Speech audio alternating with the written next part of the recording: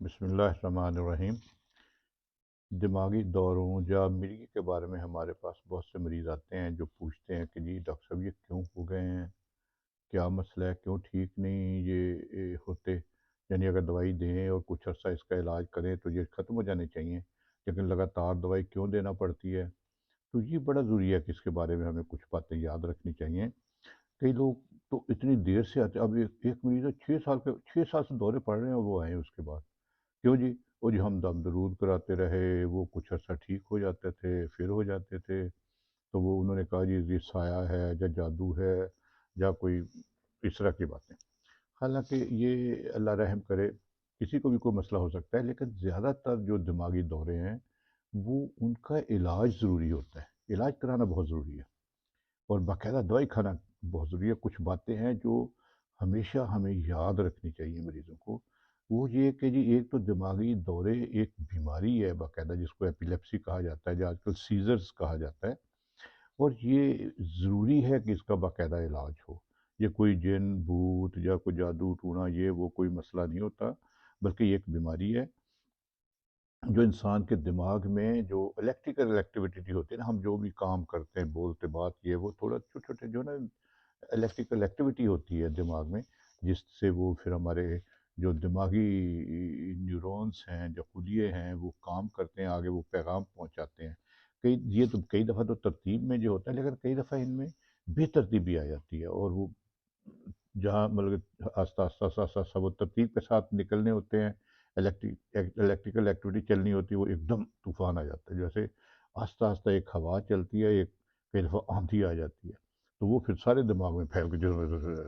پھڑکنے شروع ہو جاتا ہے، اور ڈپینڈ کرتا ہے کہ کس جگہ پہ زیادہ ایکٹیویٹی ہو رہی ہے اور کہاں تک وہ پھیلی ہے، اسی حساب سے دماغ میں پھر وہ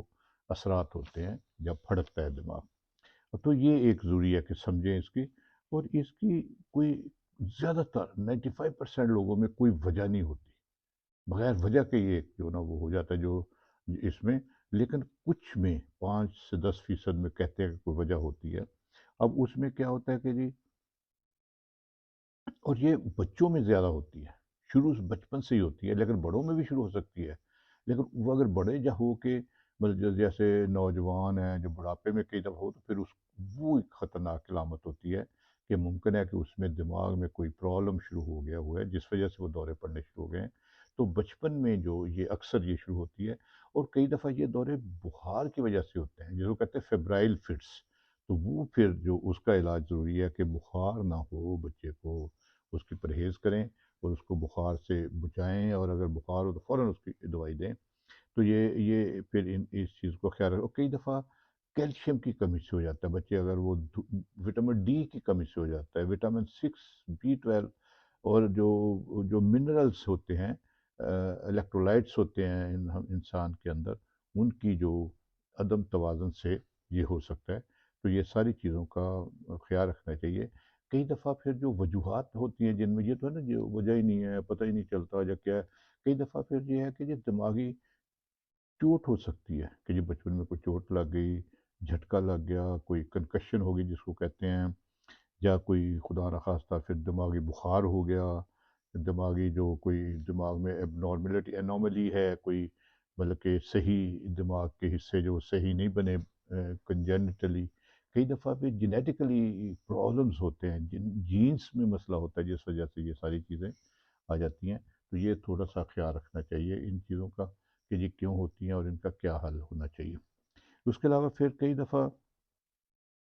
ٹیومرس بھی ہو سکتی ہیں، تو یہ سارے پھر ٹیسٹ ہم کہتے ہیں کہ ضرور کروائیں، جب اگر دورے ہوں تو فوراً کسی مستند اور متعلقہ ڈاکٹر سے، اچھے ڈاکٹر سے، اسپیشلسٹ ڈاکٹر سے علاج کروائیں۔ وہ پھر وہ اس کے EEG کرے گا، MRI کرے گا، خون کے ٹیسٹ کروائیں گے،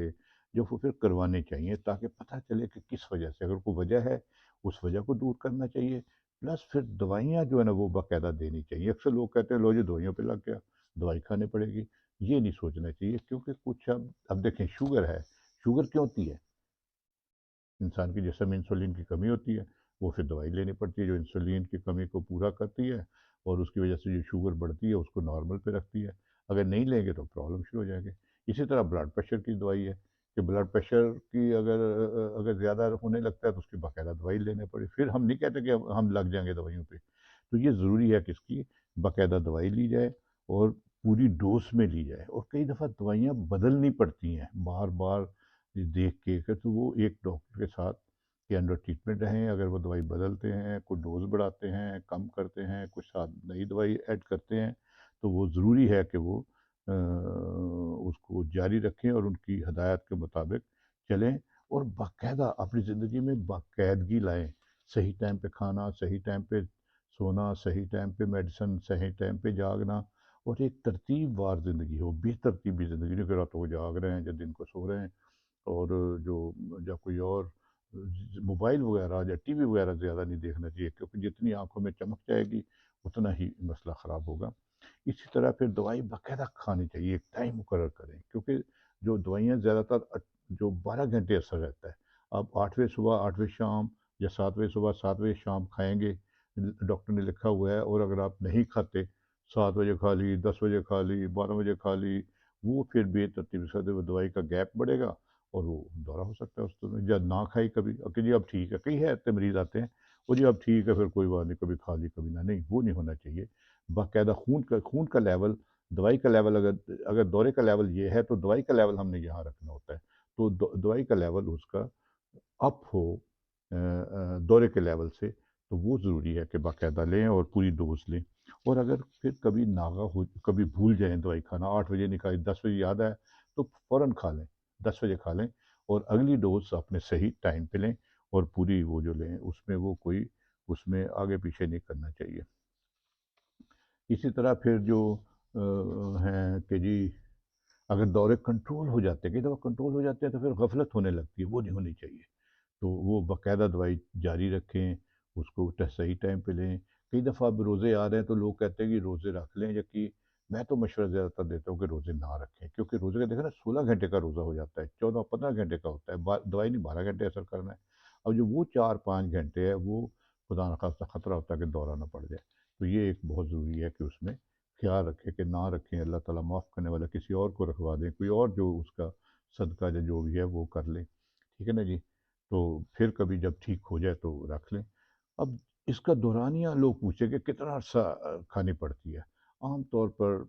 جو اگر کوئی وجہ نہیں ہے، اگر تو کسی کو چوٹ لگی ہے، بخار تھا، ٹیومر تھا، کوئی سیربرل پیلسی جیسے وغیرہ، اس میں تو پھر لگاتار ہی کھائیں، اس میں نہیں ناغہ ہونا چاہیے. لیکن پھر بھی 2 سے 5 سال اگر کنٹرول رہتے ہیں بچوں میں دورے، تو پھر ہم آہستہ آہستہ کہتے ہیں کہ تھوڑی سی ڈوز آہستہ آہستہ آہستہ آہستہ کم کر کے دیکھیں. ایک دم نہیں کہ اچھا جی 5 سال ہو گئے پورے ختم کرو، 3 سال ہو گئے ختم کر دی، نہ یہ نہیں کرنا ہے. آہستہ آہستہ آہستہ جو ہے نا کم کر کے دیکھتے ہیں. اگر ٹھیک رہے تو آہستہ آہستہ کم ہو جاتی ہے، لیکن زیادہ تر چانس یہی ہوتا ہے کہ دوبارہ مطلب 50% لوگوں میں ہوتا ہے چانس کہ جی پھر ختم ہو جائے اور 50% میں ہوتا ہے کہ دوبارہ شروع نہ ہو جائیں. تو یہ خیال رکھنا چاہیے، ذہن میں رکھے کہ کوئی بات نہیں، اگر دوائی کھاتے کھاتے بھی ہم نے ٹھیک رہنا ہے تو کوئی ایسی بات نہیں. تو یہ باقاعدہ لینا چاہیے. فیبرائل فٹس میں البتہ 6 سال کی عمر کے بعد بچے کی پھر وہ آہستہ آہستہ اس کا جو اثرات ہیں فیور جو بخار کے دماغ کے اوپر وہ کم ہونا شروع ہو جاتے ہیں اور وہ موسٹلی ٹھیک ہو جاتے ہیں. اسی طرح تیز روشنیوں، تیز آوازوں اس سے بچنا چاہیے. تھکنا نہیں چاہیے زیادہ، پانی کی کمی نہیں ہونی چاہیے، خوراک کی کمی نہیں ہونی چاہیے، نیند کی کمی نہیں ہونی چاہیے، تھکنا نہیں چاہیے، بھوک زیادہ نہ ہو، ٹینشنیں پریشانیاں نہیں لینی چاہیے. اسی طرح متوازن خوراک، پھل فروٹ، اور یہ جو کوک پیپسی یہ وہ چیزیں جو ہے نا جنک فوڈ وغیرہ اور یہ جو بیوریجز ہیں یہ نہیں لینے چاہیے. بڑا گوشت نہیں لینا چاہیے. ایک اور بھی ہم نے دوروں کے بارے میں کی ہوئی ہے ویڈیو جس میں بتایا گیا کہ کیا خوراک لینی ہے کیا نہیں، وہ آپ ضرور سنیں. تو ان چیزوں کا خیال رکھیں، بلکہ عام لوگوں کو جو ہے نا بہت ہی ضروری ہے کہ ان چیزوں کا خیال رکھیں تاکہ دوبارہ خدا نخواستہ کو بچے، کیونکہ اس میں لگاتار بغیر دوروں کے ٹائم گزرنا بہت ضروری ہے. اگر بغیر دوروں کے 2 سے 5 سال گزر جاتے ہیں تو پھر چانسز ہیں کہ آہستہ آہستہ دوائی ختم ہو جائے، ورنہ کوئی چانس نہیں ہے. اسی طرح پھر ایک اور بات جو میں یہ کہنا چاہوں گا کہ اس میں ٹینشنیں پریشانیاں نہیں لینی چاہیے اور وہ نارمل زندگی گزارے جیسے شوگر والا بلڈ پریشر والا ایک نارمل لائف گزارتا ہے، کام کرتا ہے، پڑھتا ہے، سب کچھ کرتا ہے. اسی طرح ان بچوں کو، ان لوگوں کو اپنے نارمل کی زندگی، نارمل کا جو پڑھائی، نارمل کی جو شادی بچے یہ وہ کرنے چاہیے، اور یہ ایک دوسرے سے لگنے والی بیماری نہیں ہے، یہ قدرتی ایک ہو جاتی ہے کسی میں، تو اس میں ٹینشن نہیں لینے چاہیے، پریشان نہیں ہونا چاہیے، اور اس میں جو گھبرانا نہیں چاہیے، بس یہ ہے کہ علاج باقاعدہ، دوائی باقاعدہ، اور لوگوں میں آگاہی آگے پھیلانی چاہیے تاکہ لوگوں کو پتہ چلے کہ بھی کیا کرنا ہے، ایویں وہم اور دم درود یا کوئی جن بھوتوں کے چکر میں نہیں پڑے رہنا چاہیے۔